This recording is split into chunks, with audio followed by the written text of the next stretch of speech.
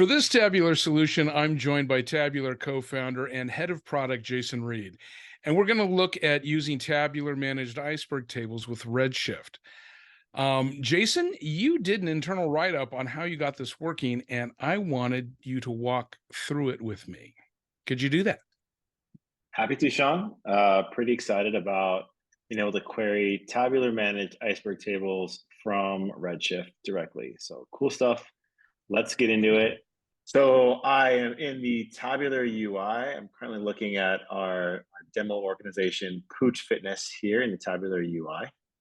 The first thing I have to do in order to make this all work is I'm going to have to sync the tabular catalog over to Glue, because the Okay. Redshift query engine only knows how to talk to Glue. That's a really Okay. easy thing to do in Tabular. Jump into the warehouse, go over to the warehouse settings, turn on Glue mirroring. Just going to hit enabled, apply changes, and we should be good to go. Nice. I come over to the Glue console, just give myself a refresh here, and I see that now I have the default database from my tabular warehouse synced over to Glue. That is step one complete. That was fast. Very fast. Yeah, that's an easy one. The next thing I'm going to do is go to Redshift. I'm going to use Redshift serverless for this example, but you can also use classic Redshift clusters. But the key thing to do is make sure you create a preview, either work group in serverless or a preview cluster if using classic. So this is still a preview feature in Redshift land. I'm going to go ahead and initiate that. I'm going to call this tabular demo with a hyphen, not an underscore. I can choose my capacity. This is just a demo, so I'm going to go ahead and choose a relatively small capacity here. I'll take the defaults for all the security group bits. That's okay for our demo. Go ahead and click next. Nice.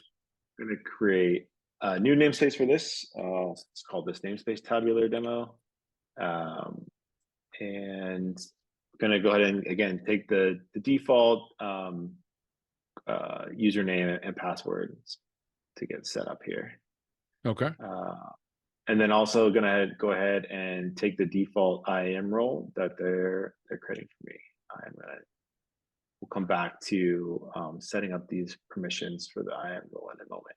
But for now, take the defaults on permissions, and everything else is good. Go ahead and click next. So super simple. We're just tabular demo workgroup, tabular demo namespace, and off we go. I'm going to create this work group and go grab a cup of coffee, because this will take a few minutes in Redshift land. Okay, so we can see now our tabular demo work group has been created, and we're ready to start querying some data. So we're going to hit this query data button, going to bring up the web-based interface. I'm actually going to connect to our tabular demo work group. I'm going to go ahead and use the federated user to authenticate. And here I'm going to connect. I can see now I've got this dev catalog. And inside there, I'm going to go ahead and create an external schema that is going to point towards the default database in my Glue catalog. So just flipping back to the Glue catalog to remind ourselves, we have these databases that were synced in from Tabular. Inside this default table or database, we've got a bunch of tables. And in the Redshift side, I'm going to create what Erickson calls an external schema pointed to that default database in Glue. And then I'm going to give it a role.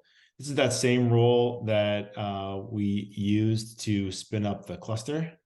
ARN right here.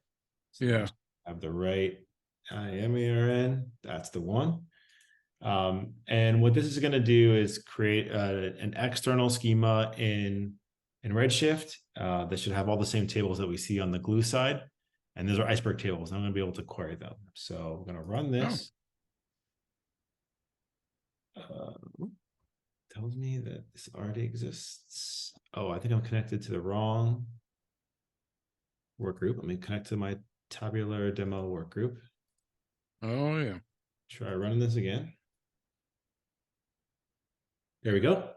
Now it's created.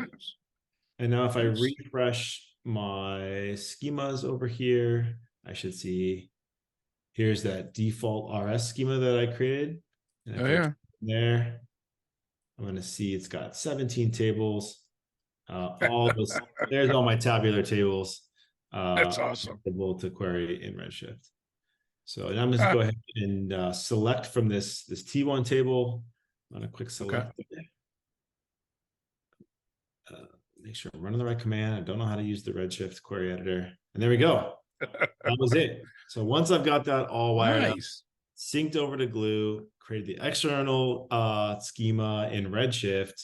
After that, I can just go ahead and start querying my Iceberg tables in Redshift like they were any other external table. So very cool stuff.